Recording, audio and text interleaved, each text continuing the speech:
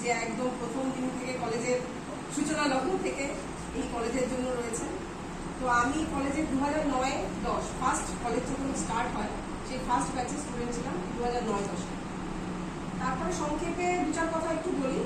তারপর আমার HS complete হওয়ার পর আমি আগে গ্র্যাজুয়েশনে তোমার কেমিস্ট্রি অনার্স নিয়ে চাকদা কলেজ থেকে গ্র্যাজুয়েশন কমপ্লিট করি। তারপর মাস্টার ডিগ্রি করি অর্গানিক কেমিস্ট্রি নিয়ে। তারপর 2009-10 এই কলেজ থেকে বিএড কমপ্লিট করি। তারপর কল্যাণ ইউনিভার্সিটি থেকে এমএড করি। তারপর 2012 থেকে আমার এই শিক্ষকতা জীবন আর কি শুরু হয়। তো 2012 থেকে এই 2025 এই 13 বছরের শিক্ষকতা জীবনের অনেক রকম অভিজ্ঞতা হয়েছে।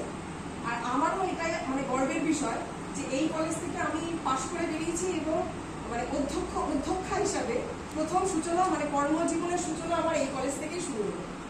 তো আমিও মানে চেষ্টা করব, এই কলেজের আগে ছাত্রী ছিলাম, এখন মানে এখানে যাই হোক কর্মক্ষেত্রে অধ্যক্ষা হিসাবে প্রথম সূচনা আমার কর্মক্ষেত্রে। তো আমার এই জায়গাটা খুবই আজকে আনন্দের বিষয় এবং আমি চেষ্টা করব তোমাদের সাথে, তোমরা তো বেরিয়ে যাচ্ছ করছেন, তো এবার এতটা মানে এখন এরকম লাগছে, আগে একটা সময় ছিল যখন আমাদের কলেজের স্টুডেন্টরা সব মানে গমগম করতো আমাদের সময়, হ্যাঁ, কিন্তু এখন তোমাদের নিজেদের কর্মসূত্রে বলো বা বিভিন্ন কারণে তোমরা হয়তো কলেজের সাথে সেইভাবে যোগাযোগ করতে পারো না, আসতে পারো না, কিন্তু তাও তার মধ্যে দিয়ে আমাদের সমস্ত স্যার ম্যাডামরা তো রয়েছে, তার সাথে আমিও এবার থেকে চেষ্টা করবো তোমাদের যা সুবিধা যা অসুবিধা তোমরা আমার কাছে এসে বলবে, আমি যতটুকু পারবো আমার তরফ থেকে সবার সাহায্য নিয়ে। আমার একার পক্ষে তো কখনোই কলেজটাকে সেইভাবে রান করানো সম্ভব হবে না।